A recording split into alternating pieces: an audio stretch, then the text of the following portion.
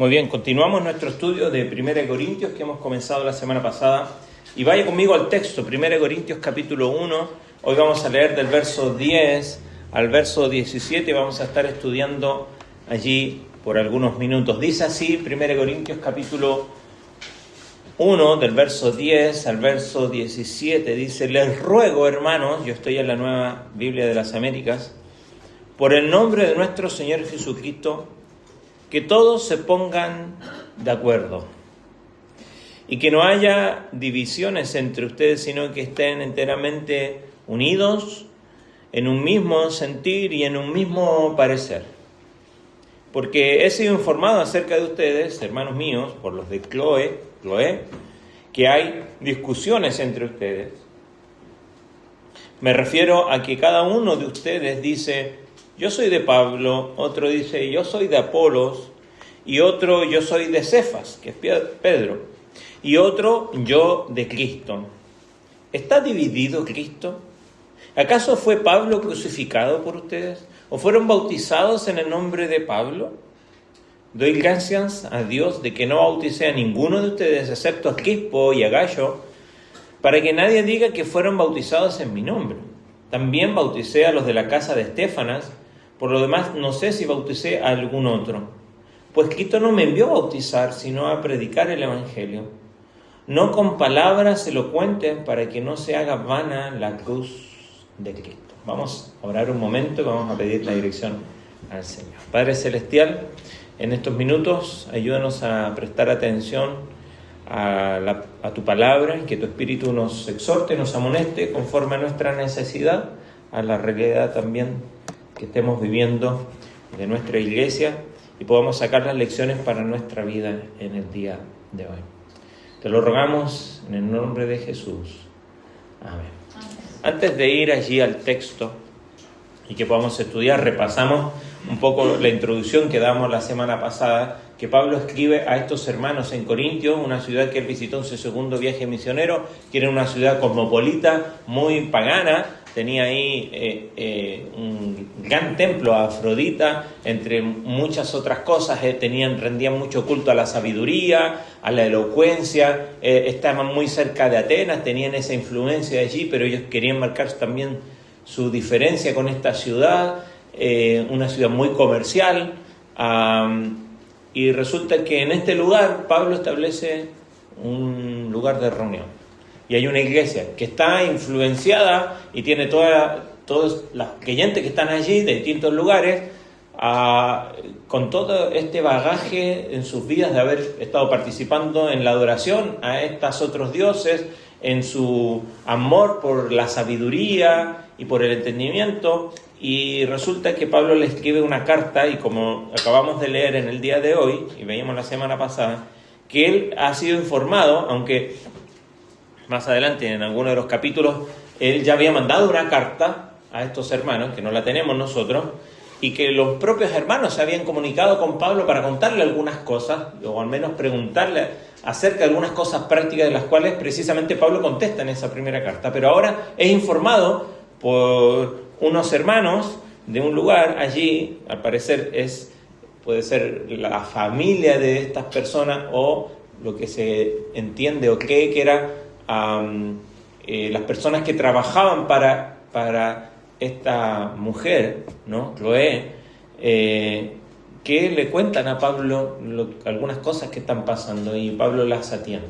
Pero como vimos la semana pasada, aquellos que conocemos esta carta a Corintios y las cosas que habla Pablo aquí, nos llamó la atención y de alguna manera nos enseña también el corazón pastoral de Pablo. Porque lo primero que hace, y hizo la semana pasada, fue agradecer a Dios por la vida de estas personas, que quizás tú y yo no agradeceríamos, sino entraríamos de derecho a arreglar las situaciones o a quejarnos, ¿no? Y a apuntar a los problemas que están sucediendo allí, sino que él da gracias a Dios por la vida de estas personas que no son para nada perfectas, pero quizás se parecen mucho a ti y a mí, ¿no? Pues tú y yo tampoco somos perfectos. Pero es interesante que antes de empezar a abordar asuntos de inmoralidad, asuntos doctrinales, asuntos de cómo funciona el culto, precisamente lo que acabamos de hacer, de celebrar la cena del Señor, de arreglar cosas que para nosotros son importantes, incluso parecieran urgentes. Pablo va a abordar un asunto que tiene que ver con la unidad, que tiene que ver con la unidad del cuerpo. Y su versión, probablemente allí, no sé cómo dice la Reina Valera en el verso 10, cuando dice, les ruego en el nombre del Señor Jesucristo que todos, ¿qué dice ahí? ¿Qué tiene la Reina Valera? Hablen una misma cosa, ¿no? Os ruego, dice algo así. Que habléis todos una misma cosa. Bueno, la Nueva Biblia de la América dice que se pongan de acuerdo. Ese es el sentido, ¿no? De hablar una misma cosa. No quiere decir que todos estén diciendo lo mismo, sino que se puedan poner de acuerdo. ¿Por qué? ¿Es fácil ponerse de acuerdo? No. Es difícil ponerse de acuerdo. Empecé a buscar alguna información, estudios en el día de ayer de por qué es difícil ponerse de acuerdo.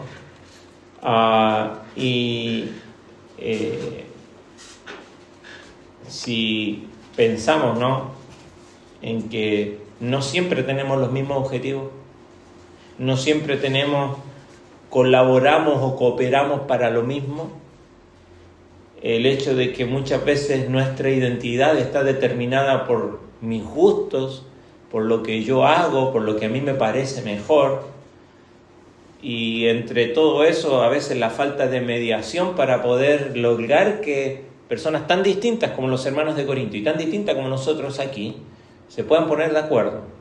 Ahora la pregunta es ponerse de acuerdo a qué, ¿no? Porque capaz que nos ponemos de acuerdo para hinchar todos por Uruguay. Yo creo que todos estábamos así el otro día y la sufrimos, ¿verdad? Pero ponerse de acuerdo para qué.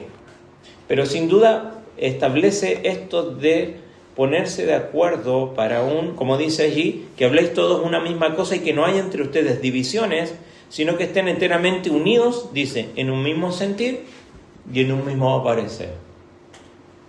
O sea, de mente y de propósito.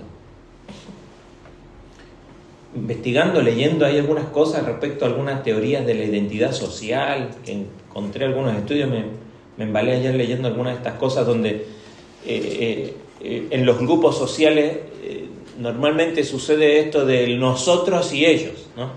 Que acá Pablo lo va a decir, ¿no? Acá está pasando que algunos dicen, yo soy de este, yo soy de este otro, yo soy del otro, y se hace esta marcada diferencia de ellos y nosotros, por las razones que sean. Acá Pablo dice que tiene que ver con la identidad que empezaron a tomar, o el partido que empezaron a tomar según a las personas que habían pasado. Pablo había pasado por allí, precisamente fundó la iglesia, al parecer estuvo cerca de 1 año y medio aquí con los hermanos en Corinto, que no fue poco tiempo.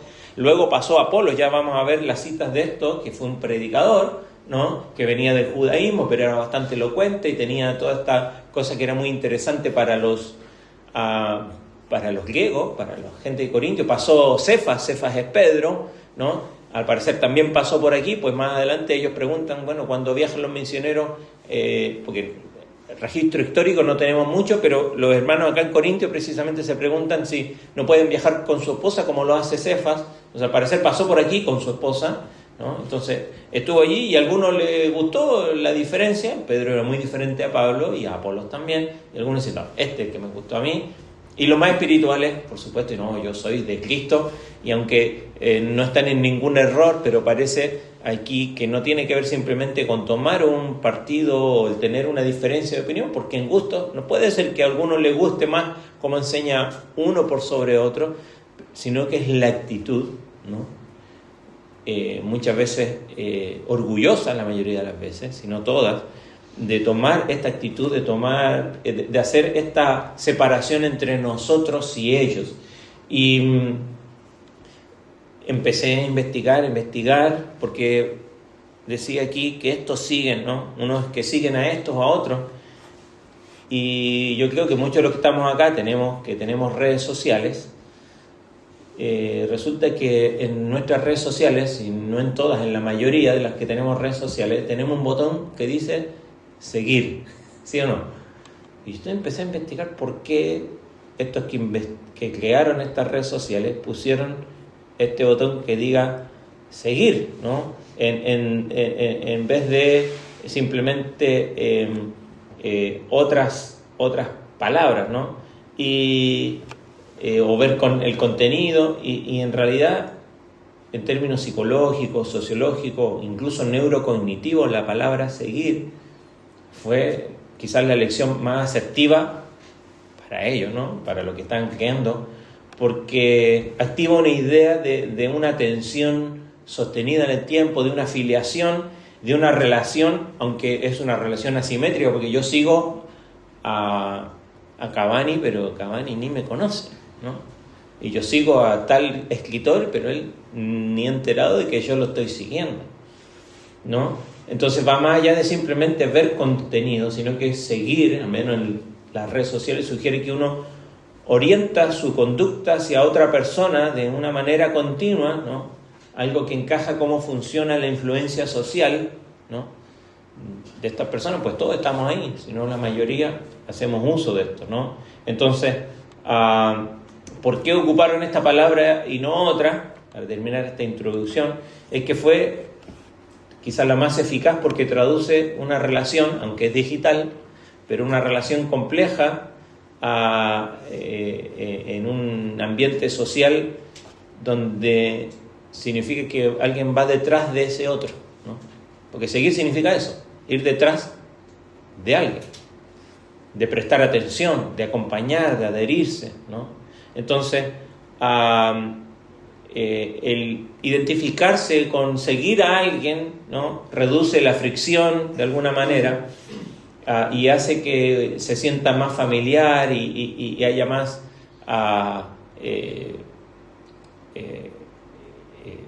de alguna manera estemos más susceptibles a escuchar y atender a lo que estas personas que nosotros seguimos, algunos de ellos cristianos, predicadores y después de cualquier otro tipo, a escucharles, ¿no?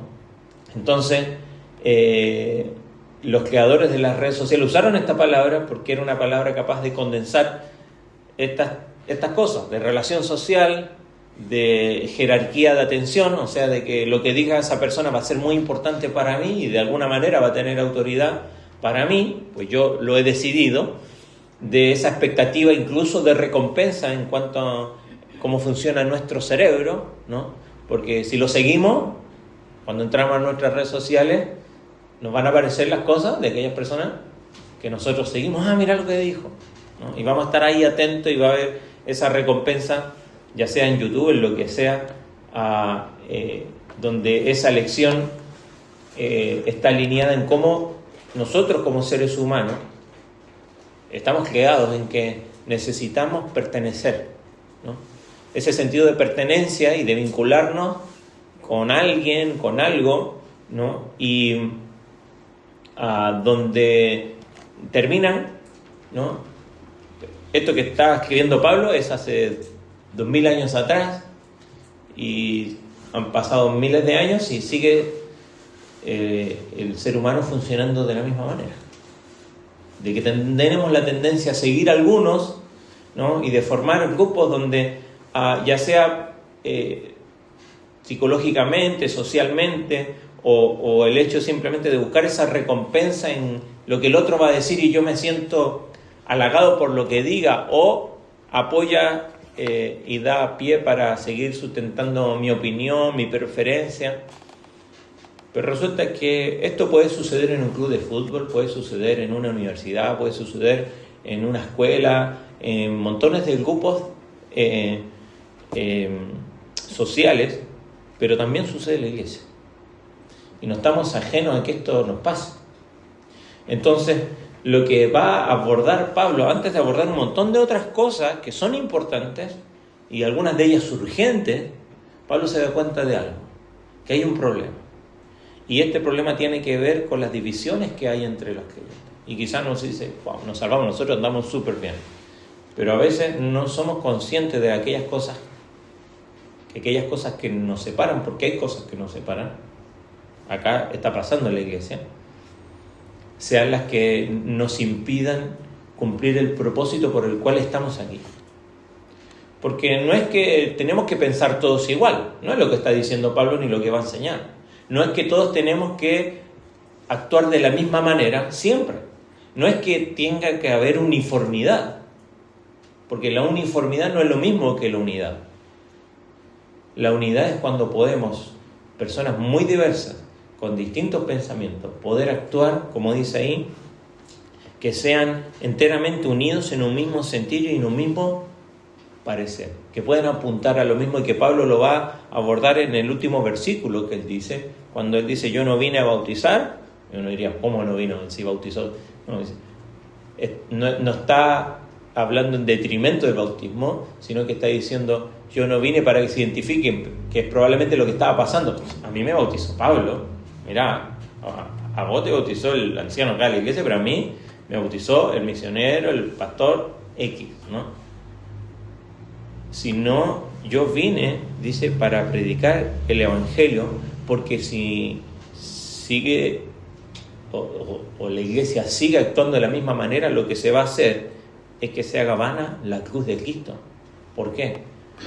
Porque al final la identidad que tengamos en la iglesia va a ser, por mi opinión, ya sea en favor de algún líder o incluso de mis ideas en cómo yo crío mi familia, en cómo educo a mis hijos, en mis ideas incluso políticas, ¿no? Y eso va a ser lo que haga mi identidad como, entre comillas, cristiano, cuando mi identidad está determinada por lo que yo soy en Cristo. Y Pablo aquí más bien lo va a aclarar, porque a lo que nos llamó Cristo es precisamente a predicarle a Él y no a los hombres.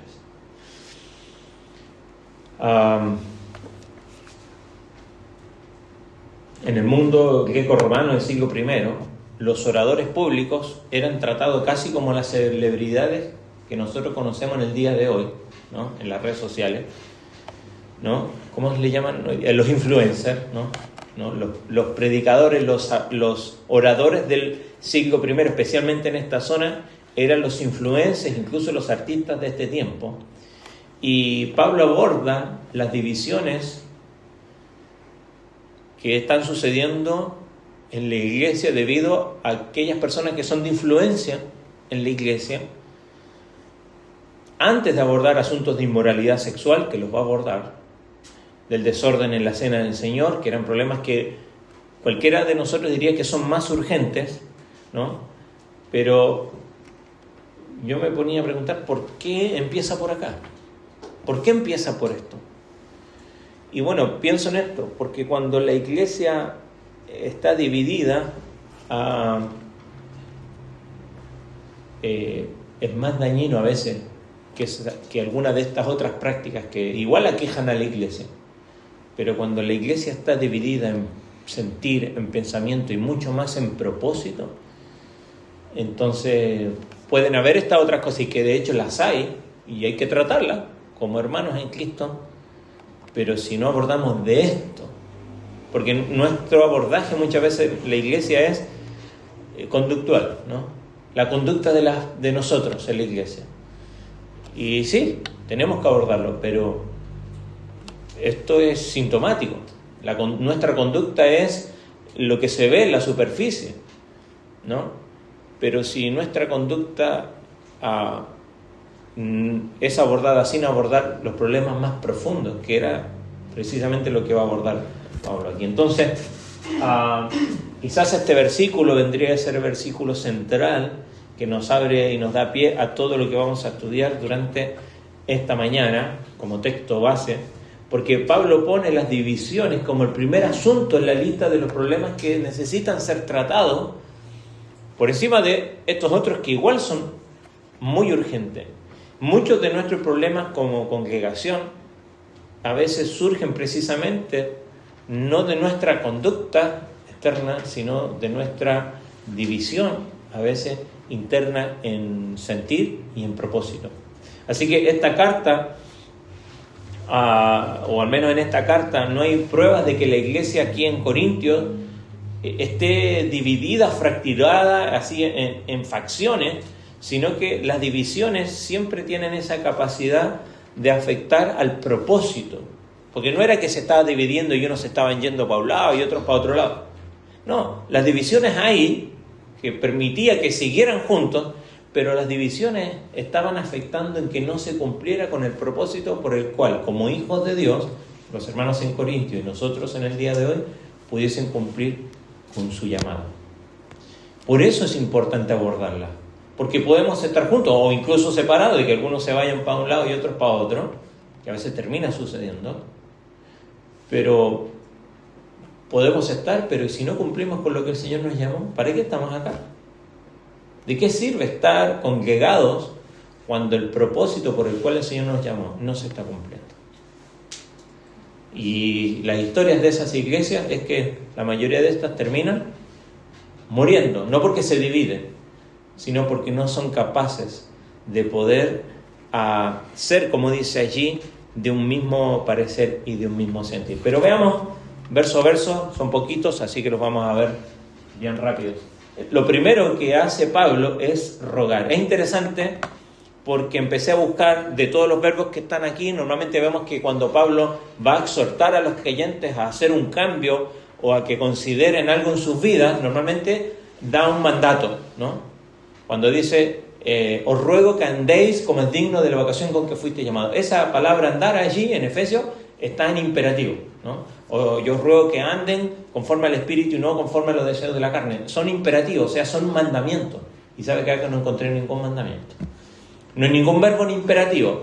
Sí están en un modo que es muy raro para nosotros en español, pero es común en el griego, que es el modo subjuntivo. Y bueno, ¿cuál es el modo subjuntivo? Y les digo aquí, cuando dice, os ruego que todos se pongan de acuerdo, el verbo que está allí, más adelante cuando dice que no haya división entre ustedes y que sean de un mismo sentir y un parecer, o sea, las dos negativas y esta positiva, estas tres, están en este modo que si bien no es un imperativo, se espera que se obedezca porque es como, es el modo de la probabilidad, es el modo de lo probable, ¿no? Es el modo es como decir nosotros quizá al español lo más cercano, hermanos, les ruego que hagan esto porque es posible, ¿no? O quizás lo más cercano es, hermano, debiéramos estar haciendo esto, ¿por qué? Porque esto es lo que somos y porque podemos hacerlo, no porque es imposible.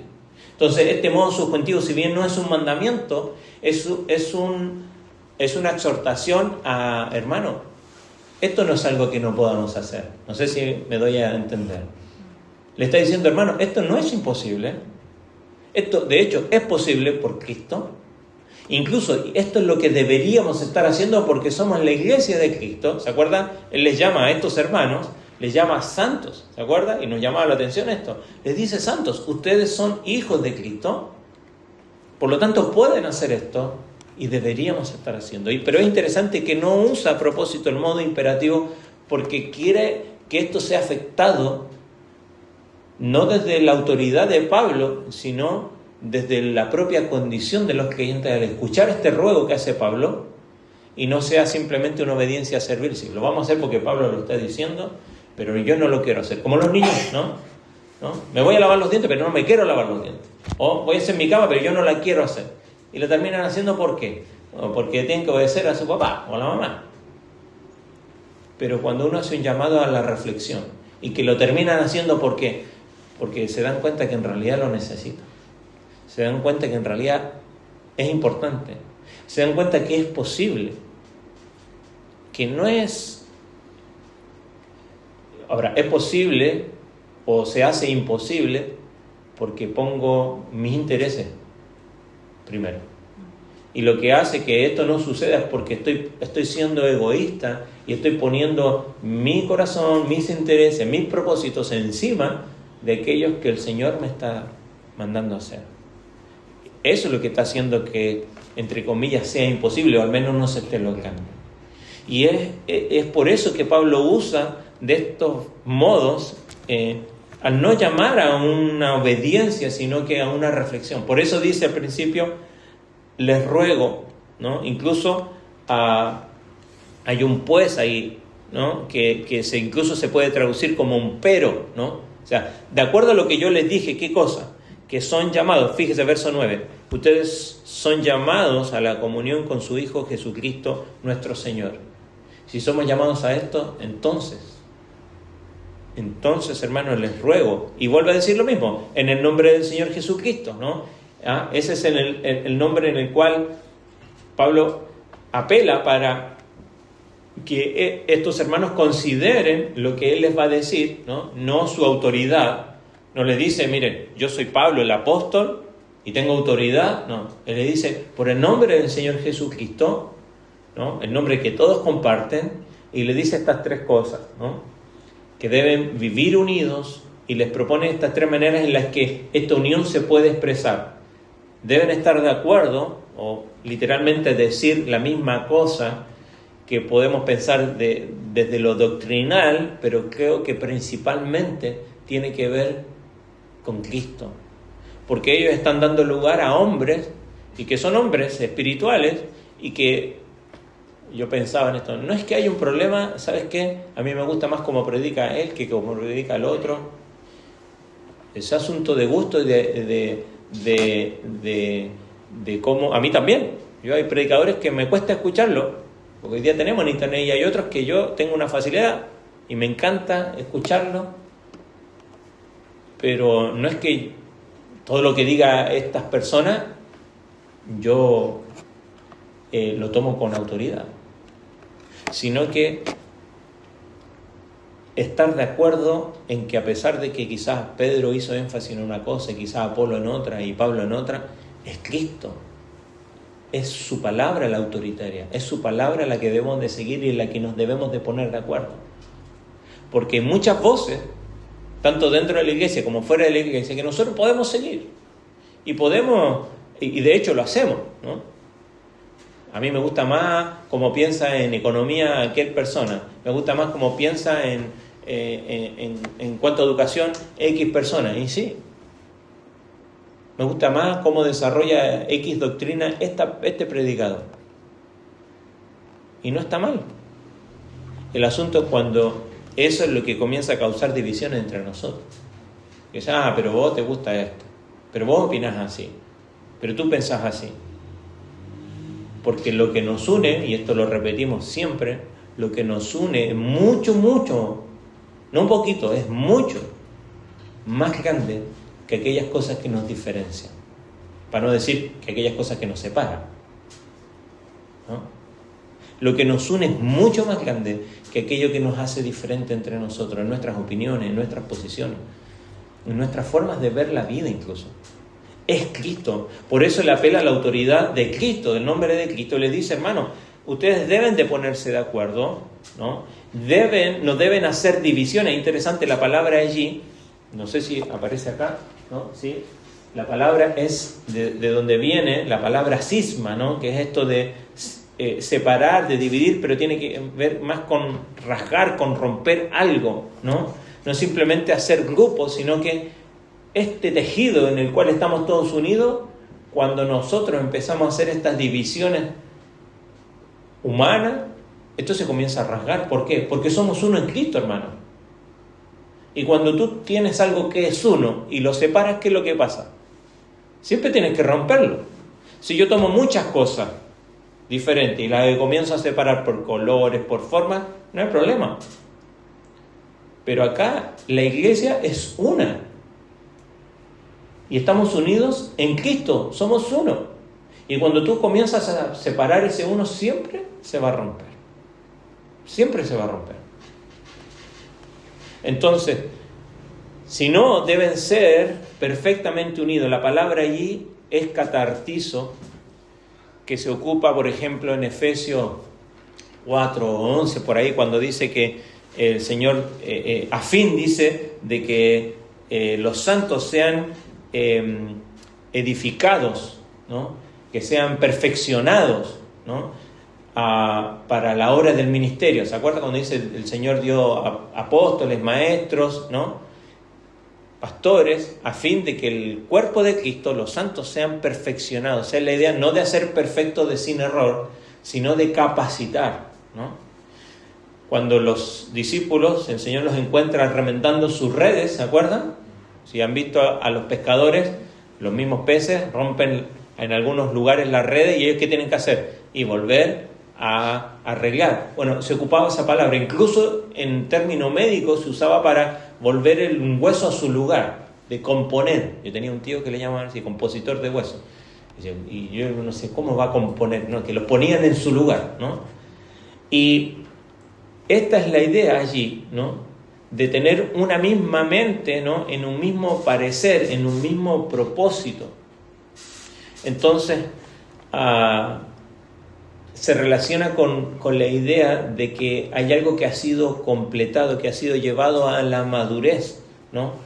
Y que tiene relación con ese proceso, en el caso, por ejemplo, de remendar las redes para que estén ahora. ¿Qué pasa si los pescadores no remiendan sus redes y salen a pescar? ¿Pueden cumplir con su propósito? No pueden cumplir con su propósito. Tienen que remendarlas, catartizarlas, ponerlas en su lugar, para poder ahora salir y cumplir con el propósito con el cual van a usar esas redes. Entonces Pablo le dice, hermano, ustedes tienen que ser perfectamente unidos porque si no, no vamos a poder cumplir el propósito por el cual ustedes están aquí ahora, por el cual el Señor me llamó también a guiarles. Entonces, la unidad, como dice ahí, no es lo mismo que uniformidad. El deseo de Pablo era ver la iglesia unida en mente y pensamiento, y no es un llamado a que todos sean iguales. Precisamente un comentarista decía esto: no se trata de que los creyentes deban ser copias al carbón unos de otros. Dios nos ha hecho individuales y únicos, pero debemos tener la misma opinión respecto a nuestra fe, a las normas de las Escrituras, a lo que el Señor nos ha mandado en ella. Los apóstoles mismos eran diferentes en personalidad, en temperamento, en habilidad, en dones, pero estaban de acuerdo en la doctrina y en cómo se llevaba adelante la iglesia. Y eso es lo que nosotros debemos imitar, hermanos. No ser uniformes, sino que estar unidos. La pregunta, bueno, ¿tú das más lugar a aquellas cosas que te hacen diferente? ¿O buscas esa unidad que ya está hecha en Cristo, ¿no? Y que en realidad vamos a seguir manteniendo nuestras diferencias, pero que aquello que nos une nos pueda llevar a cumplir con el propósito del que estamos aquí, el cual tú estás aquí en este mundo, no solamente en esta iglesia. Ahora, interesante que el informe que recibe Pablo lo recibe de otras personas. Esto me llamó mucho la atención. Estuve leyendo en la semana. ¿Fue chismoso Pablo? ¿Se hizo caso de un chisme, de una murmuración por ahí? En realidad es la única vez que se menciona en toda la Biblia aquí a Cloé, ¿no? Y es posible que esta mujer viviera en Corintio o quizás en Éfeso, que estaba al frente del otro lado, donde se escribió precisamente la carta de Primera de Corintios, y Pablo no especifica incluso si era creyente. Pues quizás la habría llamado hermana o no sé, pero está hablando de las personas que eran de esta casa, como dijimos probablemente, que trabajaban en este lugar o con esta persona, y que fueran miembros o incluso esclavos de este lugar, pero que eran cristianos conocidos por los corintios. Y como dijimos, Corintio era una ciudad cosmopolita, un puerto donde entraba mucha gente y salía gente. Al parecer, como a veces vamos, y Juan que siempre está saliendo, y cuando es posible vamos a una iglesia en otro lugar, y ahí incluso a veces nos encontramos con gente que conocemos. Sí, yo soy de la iglesia de allá y conozco, y terminamos conociendo, y a veces también nos enteramos de cosas. Pero lo interesante es esto, solamente como detalle, que Pablo nombra su fuente. No actúa sobre un rumor anónimo. Hay personas concretas que dieron testimonio y él las menciona. Y esto nos habla de la transparencia de Pablo. En el origen del problema también es parte del enfoque honesto de Pablo al abordar esta situación. Muchas veces hay problemas en la iglesia, dice, no, que sabe que pasó que me enteré de tanto, y a mí como a veces como pastor me toca abordarle y digo, ok, ¿y cómo te enteraste? No, que no te puedo decir. Y Pablo no hace esto. Pablo dice, estos hermanos me contaron. Y no es que los exponga, al contrario, está diciendo, la palabra de estas personas yo la considero fiable. Y si no, pregunte, o si alguno pensara, no, Pablo está haciendo eco de un rumor o pura murmuración, bueno, pueden hablar con ellos, que ellos fueron testigos de estas cosas. Y esto nos habla a nosotros quizás de cómo abordar a veces, porque a veces tenemos problemas, o los problemas se surgen porque no hemos enterado de algo, y no siempre sabemos cómo abordarlo. Bueno, la honestidad por encima de todo siempre es la clave. Entonces, si no es posible citar tu fuente, entonces mejor doble tu rodilla, ponte a orar por este asunto, pero si no eres capaz de decir, mira, este problema es por esto, por estas personas, la honestidad siempre es el primer paso, ¿no? Y Pablo lo hace, ¿no? Ahora, ¿qué es lo que sucedía? ¿Cuáles eran las facciones? Vamos rápido aquí. Algunos decían, las divisiones aquí en la iglesia probablemente no eran causadas por diferencias teológicas fundamentales, sino por preferencias personales, ¿no?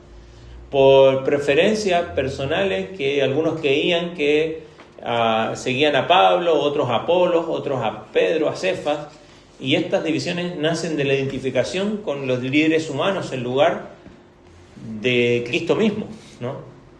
Apolos, si usted quiere ir, lo vamos a ver ahora en una semana, en Hechos capítulo 18, verso 24, si nos devolvemos un poquito nomás ahí de Corintios. Hechos capítulo 18, justamente cuando Pablo está en Corintios, verso 24, dice, llegó entonces a Éfeso un judío que se llamaba Apolos, natural de Alejandría. Si usted conoce la historia, Alejandría era una ciudad, ¿no?, que tenía y tuvo la biblioteca más grande conocida, era un lugar de estudio, o sea, los que venían de allí eran personas muy entrenadas, capacitadas en el conocimiento, en fin. Y él era de allí, hombre elocuente y que era poderoso en las Escrituras. Este había sido instruido en el camino del Señor y siendo ferviente de espíritu, o sea, tenía mucho carisma, hablaba y enseñaba con exactitud las cosas referentes a Jesús. Aunque solo conocía el bautismo de Juan, comenzó a hablar abiertamente en la sinagoga, pero cuando Priscila y Aquila lo oyeron, creyentes, un poco más maduros, lo llevaron aparte y le explicaron con mayor exactitud el camino de Dios. Entonces había algunas cosas que sí, Apolos tenía diferente y tenía que ver con que, no con su elocuencia, sino que aún no había sido instruido del todo. Ahora, todo su carisma parece que pasaba por encima de esto y a algunos les llamó la atención. Entonces, los griegos que premiaban la retórica y el arte de preparar argumentos persuasivos, la oratoria, ¿no?, premiaron esto, entonces quedaron cautivados cuando escucharon hablar a Apolos ahí en la iglesia. Y habían otros ancianos, ¿no?, hablan de ancianos pastores en la iglesia, pero vino él y ahora cautivado, no queremos que enseñe el otro, queremos que enseñe a Apolo, ¿no? Y obviamente lo comenzaron a tratar también como una celebridad, ¿no? Por supuesto, ya sabemos quién es Pablo, sabemos quién es Pedro y la diferencia que hay entre ellos, pero es interesante que Pablo diga, algunos dicen yo soy de Cristo, ¿no? Y está claro que Pablo piensa que los cristianos en Corintios que dicen yo soy de Cristo, no es que estos son los que están bien, sino que estos también cometen un error, si no, no lo mencionaría, ¿no?, dentro de aquellos que están haciendo estas divisiones. Y el error no es que estén en alianza a Cristo, sino que el error se encuentra en el espíritu contencioso y en la actitud orgullosa de aquellos que se identifican con Cristo, ¿no?, o más bien con Pedro, con Pablo y con Apolos. Es la actitud, al final no era un problema simplemente doctrinal de que que Pablo dijo una cosa y es contraria a la que dijo Pedro. Creo que pueden haber habido matices, pero no que fueran contrarias doctrinalmente con que unos tomaran un bando y otro, sino que el hecho de que sus preferencias y gustos, ¿no?, y quizás afinidad con uno o con otro, recordemos que los predicadores llegaban y se quedaban en la casa de los hermanos, por lo tanto, qué sé yo, pensamos en esto, podemos elucubrar, ¿no? Pedro se quedó en la casa de fulano, entonces ahora fulano, ¿cómo se sentía en la iglesia? Inflado, ¿no? El apóstol estuvo en mi casa, entonces ahora no, yo soy de Pedro, ¿no? Yo me identifico con él. Entonces no era un problema esencialmente doctrinal, era un problema de carácter, era un problema de orgullo, de ser contencioso y pelear, y esa actitud orgullosa donde siempre se termina pecando. Me pasó una vez visitar a alguien en mi labor pastoral y me dice, mi pastor es fulano. Digo, ok, me quedó claro. Entonces el asunto no es, yo aprecio, acá oramos por los hermanos que han estado antes aquí. El asunto es la actitud, el carácter, la actitud de mi corazón. Pues claro, a mí es que sabes que a mí me bautizó X, fantástico. Pero si eso está haciendo que tú estés en ellos y nosotros, si eso hace que tú y yo, los que estamos acá, no podamos ponernos de acuerdo para cumplir con el propósito con el que estamos acá, que es predicar a Cristo, que es lo que termina diciendo Pablo al final, entonces tenemos un problema de división. ¿Y qué hace Pablo? Usa de palabras, de preguntas retóricas. ¿Cuáles son estas preguntas? ¿Está dividido Cristo? ¿No? Estas preguntas. ¿Está dividido Cristo? ¿Está crucificado? ¿Fue crucificado Pablo por ustedes? ¿O fuiste bautizado en el nombre de Pablo? Por supuesto, las preguntas retóricas, ¿no? Si no comienzan con un negativo, entonces siempre se responden, y claro que no, ¿no? Son exageraciones, ¿para qué? Para contestarlas con un no contundente. Entonces, estas preguntas están diseñadas para exponer lo absurdo de las divisiones que están teniendo los hermanos aquí, de esta actitud contenciosa, donde por supuesto que Cristo no está dividido. Por supuesto que Pablo no fue crucificado por nosotros, por supuesto que no fuimos bautizados en el nombre de Pablo. Entonces, apuntan a tres realidades que sin lugar a dudas ningún líder humano puede reclamar para sí, en el hecho de que la persona de Cristo es indivisible, no se puede partir, que la obra de Cristo nadie más la puede hacer, Él es el que fue crucificado, y que el bautismo es en el nombre de Cristo y no en el nombre de alguien. Yo estuve presente en unos bautismos en Chile hace unos años atrás, y el pastor dijo, por la autoridad que me es dada, y yo me quedé pensando, ¿por la autoridad? Nosotros no bautizamos en ninguna autoridad. Tuvimos bautismo hace poco, no hay ninguna autoridad delegada. Cristo dice, toda potestad me es dada a mí, en el cielo y en la tierra. Por tanto, ir. Lo que tenemos que hacer nosotros es ir y predicar. Entonces, por ahí, claro, uno puede tener aprecio a que a mí me bautizó X, a mí me casó tanto, y que a mí me ayudó en mi vida espiritual X. Eso es hermoso y uno debe ser agradecido. Y tenemos pasajes que nos exhortan a acordarnos de nuestros pastores. Pero cuando eso comienza a hacer mella en el propósito, entonces sí tenemos problemas. Entonces, ¿qué hace Pablo? Él pone su ejemplo personal, ¿no? Y su misión. Pablo se pone como ejemplo aquí. Doy gracias de que él se acordó allí, dice, yo no bauticé ninguno, y los menciona, ¿no? Crispo era uno de los líderes de la sinagoga ahí en Corintio, y que junto con su familia se hizo creyente y fue bautizado. Lo vemos ahí en Hechos 18. Gayo, que se menciona, puede ser el que Pablo menciona, que lo alojó a él y a la iglesia entera, ahí en Romanos, al final de la carta a Romanos. El punto es que el punto de Pablo es que la gente a veces es tentada a pensar bien de la persona que la bautizó porque me bautizó. Y es fácil olvidar que la persona que bautiza no es más que un siervo de Cristo. Entonces en esto pueden haber dos errores. que nosotros como líderes nos pongamos en una posición que no tenemos ni debemos, y que a veces las personas también pongan a los líderes en una posición que no deben de tener, porque todos somos siervos de Cristo. Si bien algunos tienen responsabilidad, como Pablo, como Apolo, como Cefas, dentro de la iglesia, no es para ponernos en una posición donde esto comienza a rasgar el cuerpo de Cristo. Entonces, Pablo admite, ¿no?, que su memoria no es perfecta aquí, porque comienza como a acordarse, y después menciona ahí a otros, ¿no?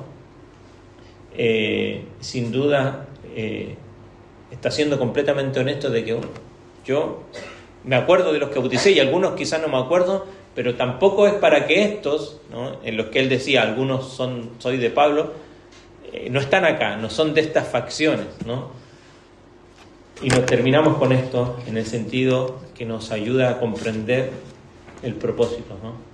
La misión que declara Pablo, ¿no?, es que no envió Cristo, dice, no me envió Cristo a bautizar, sino a predicar. Después de que Pablo insta a los creyentes a estar de acuerdo entre ellos, señala que la única misión como apóstol es predicar el Evangelio. Y lo dice no con sabiduría de palabras, para que no se haga vana la cruz. ¿Por qué? Porque es precisamente lo que a ellos le estaba llevando a ponerse de un lugar o de otro.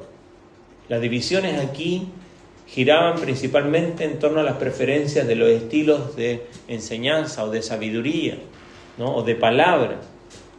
En lugar de estar unidos bajo Cristo, estaban divididos por su favoritismo. Sin duda, esto va a conectar con todo lo que vamos a ver en algunas semanas, cuando comience a hablar acerca de la sabiduría de Dios, ¿no?, y la sabiduría del mundo, pero no nos adelantamos. Lo que sí podemos ver en este pasaje, que va desde el estándar que demanda Dios, y el estándar que demanda Dios es la unidad. No uniformidad, unidad. Y unidad significa que a pesar de nuestra diversidad, podemos estar unidos. El problema que lo está haciendo es que hay facciones, que los favoritismos y los gustos personales están dando primer lugar al propósito por el cual hemos sido llamados. Y Pablo, al presentar estas preguntas, viene a decir que esto es absurdo.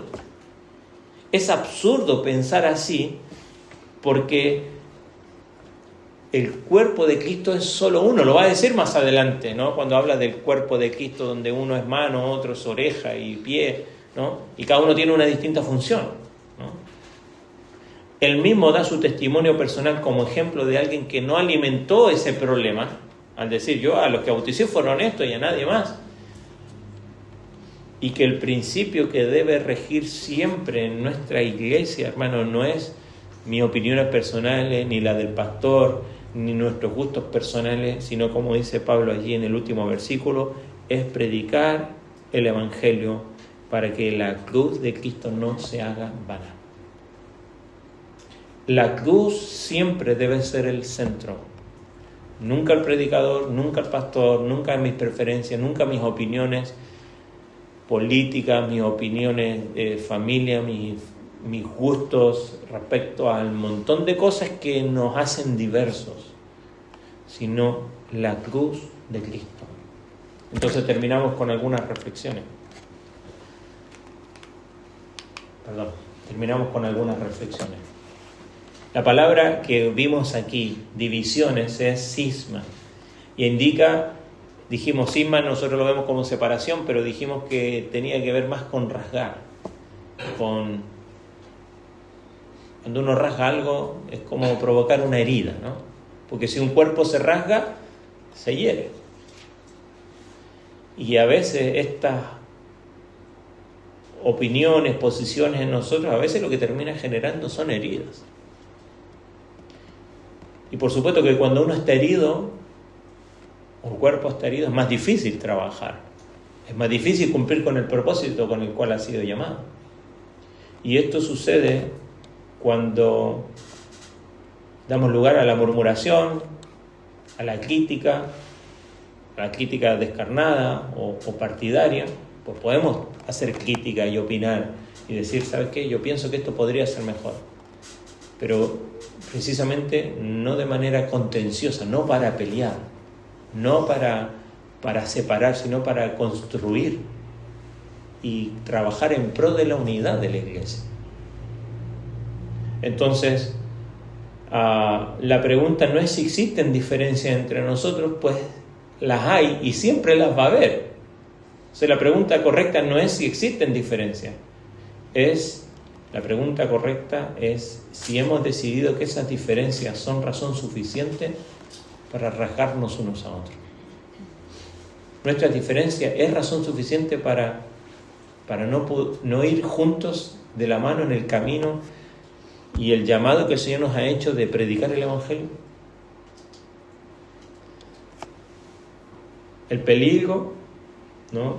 Como dice ahí, los líderes son siervos, son falibles, son limitados y necesitamos la gracia y necesitados de la gracia como todos. Damos gracias al Señor por cada persona que ha servido aquí en este lugar. De hecho, cada miércoles procuramos orar por aquellos que han pasado aquí y eso nos ha ayudado mucho a poder también mantener nuestro corazón agradecido con Dios por estas personas. Pero debemos guardarnos de no hacer de ellos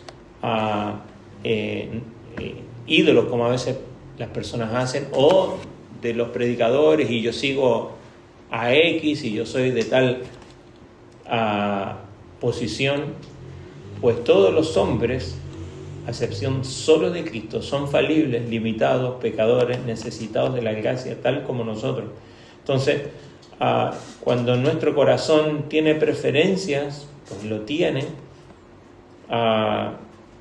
que no sean para hacer o no contribuir a la unidad, sino que sean eso, una preferencia, pero que no la usemos para ya sea imponer o hacer esa separación de nosotros y ellos. Pues eso no debe, como precisamente los modos que usa Pablo aquí, no debería ser en la iglesia. Sobre la misión como factor de unidad, el asunto es que cuando hay divisiones entre los creyentes, esto siempre distrae de su misión de hacer discípulos, de predicar el Evangelio, porque obviamente esto es un obstáculo para el crecimiento, la madurez espiritual, que ocurre cuando como creyentes estamos unidos y nos reunimos a esforzarnos por un mismo propósito. Entonces, cuando tenemos esto, obviamente nos afecta en cumplir con el llamado que Dios nos hace, pero también en avanzar en la madurez que debemos de hacer como creyentes o tener. Juan 17, justo cuando Jesús es arrestado y está orando antes de ser crucificado, oró de esta manera: Señor, te ruego que todos sean uno para que el mundo crea que tú me enviaste. Juan nos contaba, en Japón, ¿no?, las personas consideran a los cristianos por lo que hacen, ¿verdad? No por lo que creen o lo que dicen. Y debería ser así en todo lugar. La pregunta es, nosotros, el mundo va a creer en Cristo y el mundo va a creer que el Señor envió a Jesucristo cuando nos ve a nosotros que somos uno. Cuando hay división entre nosotros o le damos lugar a eso, porque hay diferencia, pero cuando le damos lugar preponderante, eso dificulta la capacidad de mostrar al mundo no el hecho de que somos mejor, no, el hecho de quién es Dios. Porque Jesucristo ora y le dice: Señor, que sean uno para que el mundo crea que tú me enviaste. Y cuando estas diferencias se suceden aquí entre nosotros, no somos capaces de mostrar al mundo quién es Dios. Porque Dios es uno, amén. Creemos en un Dios trino, pero que está unido. Por lo tanto, eso se debe manifestar entre nosotros. Y la unidad de la iglesia no es un ideal simplemente, sino que no es un ideal para adentro, es un testimonio para afuera. Para que el mundo pueda creer que Dios envió a Jesucristo. Y por último, el factor aglutinante de los discípulos no es quién lo bautizó, quién lo casó, quién le gusta, quién predica, que yo opino más como X predicador y soy más de esta preferencia doctrinal, y que si yo soy más de Calvino, yo soy más de, como decíamos nosotros con Juan, somos más jacobinos o me gusta más Pedro. Podemos tener, de hecho las tenemos, pero que el factor aglutinante sea el Evangelio que nos hace uno, que sea Cristo quien nos hace iguales ante el Señor. Todos tenemos una misma condición. ¿Sabe cuál es? Somos pecadores necesitados de la gracia de Dios. Y nuestros ojos y corazones necesitan estar dirigidos a Jesús. Ahora tú y yo, quizás al llegar aquí y pensar en lo que estaba hablando de divisiones, decimos, no, esto no es un problema de nuestra iglesia. Tenemos diferencias. Ahora, ¿esas diferencias están afectando para cumplir el propósito que tenemos como iglesia? Es allí donde debemos prestar atención. Si esas diferencias hacen que yo no me puedo juntar con ellos, yo no me puedo juntar con ellos, no podemos estar en el mismo lugar, no podemos servir al Señor juntos, entonces tenemos un problema y lo debemos resolver. Y es la gracia del Señor. Por eso Pablo hace un llamado. Esto es lo que debería ser. Esto es lo que deberían hacer. Estar en un mismo sentir de mente y de propósito. ¿Por qué? Porque es a lo que el Señor nos llama. Amén. Vamos a ponernos en pie y vamos a orar.